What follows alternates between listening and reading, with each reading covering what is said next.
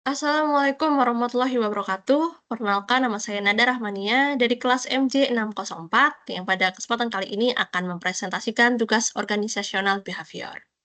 Saya akan mengangkat topik mengenai tantangan burnout karyawan dan juga well-being. Selanjutnya, kita membahas mengenai pengertian dari burnout dan well-being, yaitu burnout adalah kelelahan emosional, fisik, dan mental akibat stres kerja yang berkepanjangan dan lain-lain sampai dapat memicu kesehatan mental serius seperti kecemasan dan juga depresi. Sedangkan well-being mencakup aspek seperti penerimaan diri, pertumbuhan pribadi, hubungan positif, otonomi, penguasaan lingkungan, dan tujuan hidup. Penelitian menunjukkan hubungan antara burnout dan well-being adalah hubungan yang berkebalikan, di mana apabila burnout tinggi, maka tingkat well-being rendah dan juga sebaliknya. Selanjutnya kita mengaitkan dengan teori Maslow dan juga Herzberg.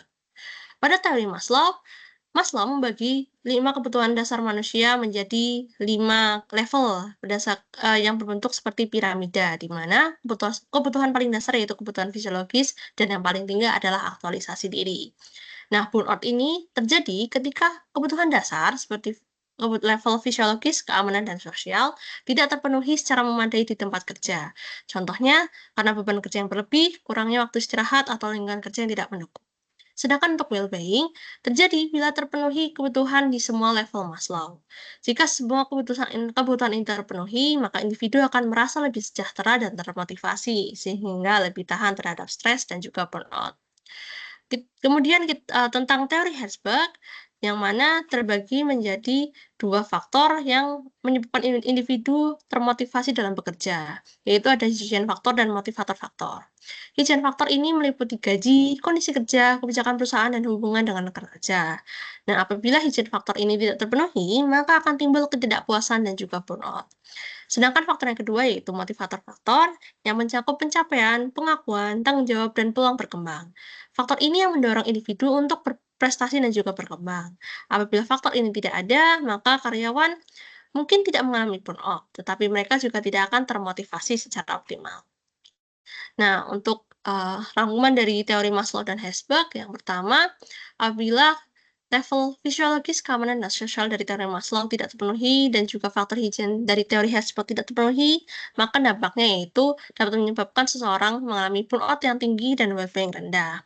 Sedangkan apabila semua kebutuhan teori Maslow terpenuhi sampai dengan penghargaan dan aktualisasi diri, dan juga faktor dari Herzberg, yaitu faktor motivasi terpenuhi, maka dampaknya adalah burnout rendah dan juga well-being tinggi. Nah, kedua teori ini saling melengkapi dalam pencegahan burnout dan juga peningkatan well-being. Berikutnya mengenai gaya kepemimpinan. Gaya kepemimpinan menurut Jonas Owens terbagi menjadi 5. Yang pertama yaitu autokratis, yang mana gaya ini cenderung untuk meningkatkan burnout. Kenapa? Karena gaya ini bersifat otoriter, di mana pemimpin mengambil keputusan sendiri tanpa melibatkan karyawan. Dapat meningkatkan resiko burnout karena karyawan tentunya akan merasa tertekan. Dan juga well-being menurun karena kurangnya dukungan emosional dan komunikasi terbuka dari pemimpin. Berikutnya ada gaya kepemimpinan birokratis yang berbasis aturan, kebijakan, dan prosedur yang ketat, menekankan struktur dan hierarki formal. Gaya ini dapat memberikan kestabilan dan kejelasan peran yang membantu mengurangi ketidakpastian dan burnout, tapi bisa juga apabila terlalu kaku dan mekanistik dapat menurunkan well-being karena kurangnya fleksibilitas dan perhatian terhadap kebutuhan individu. Berikutnya ada gaya demokratis, yang mana gaya ini melibatkan karyawan dalam pengambilan keputusan dan mendorong komunikasi dua arah. Gaya ini terbukti dapat menurunkan burnout karena karyawan akan merasa dihargai serta dapat meningkatkan well-being melalui suasana kerja yang suportif dan rasa saling percaya. Kemudian ada gaya partisipatif, yang mana gaya ini mirip dengan gaya demokratis yang menekankan keterlibatan aktif karyawan dalam proses pengambilan keputusan dan pemberdayaan.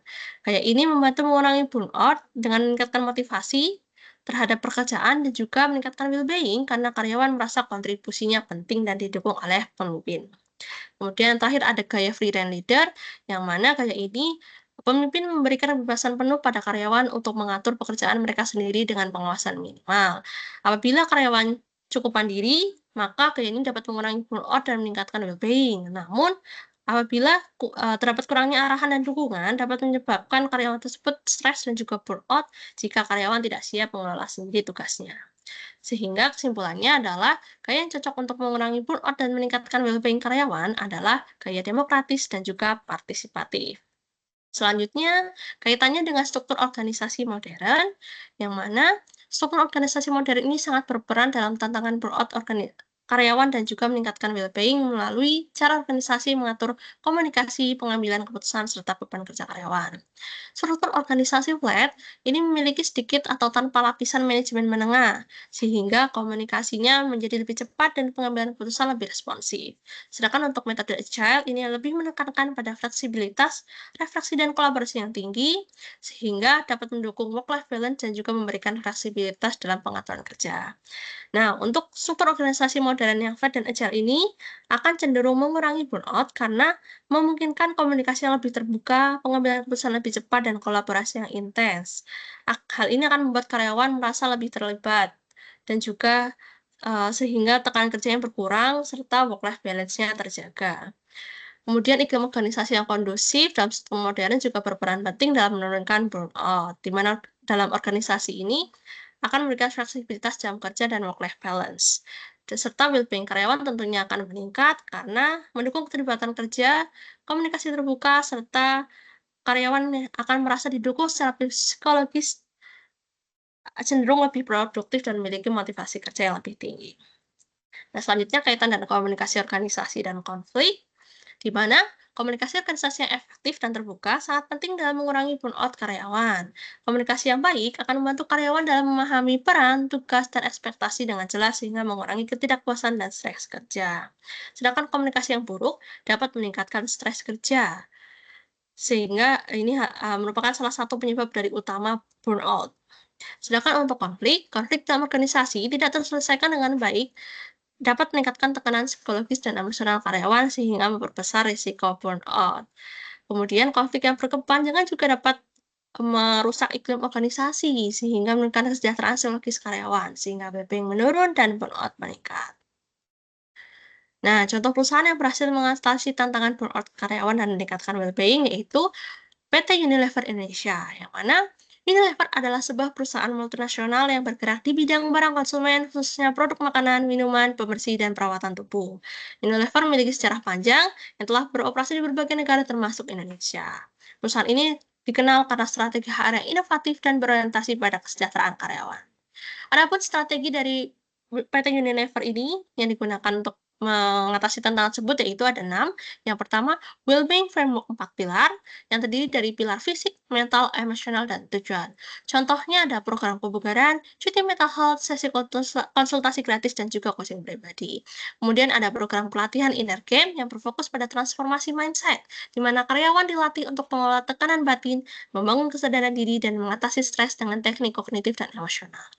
Ada juga program waktu kerja fleksibel dan hybrid work policy yang memfokuskan pada work-life balance, di mana karyawan bebas memilih jam kerja maupun dapat bekerja dari rumah. Dan juga ada agile working dan smart meeting practice, di mana program ini berfokus pada hasil kerja, bukan jam kerja. Contohnya ada meeting free Friday atau pembatasan waktu rapat, dan juga edukasi internal tentang cara kerja yang efisien.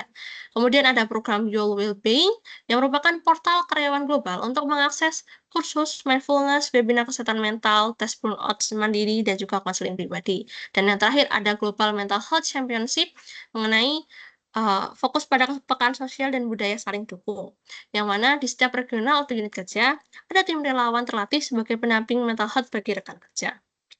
Kesimpulannya, organisasi dapat menghadapi tantangan burnout karyawan dan well-being dengan cara-cara sebagai berikut. Yang pertama, organisasi harus memenuhi seluruh level kebutuhan dan juga dua faktor yang menentukan kepuasan karyawan dari teori Maslow dan teori Herzberg. Yang kedua, gaya kepemimpinan yang tepat adalah tipe demokratis atau partisipatif. Yang ketiga, struktur organisasi yang digunakan yang cocok yaitu flat and agile, tidak kaku atau birokratis. Yang keempat, organisasi harus membangun budaya komunikasi yang terbuka, transparan, dan sportif, serta mengelola konflik secara konstruktif. Baik, terima kasih atas perhatiannya. Akhir kata, wassalamualaikum warahmatullahi wabarakatuh.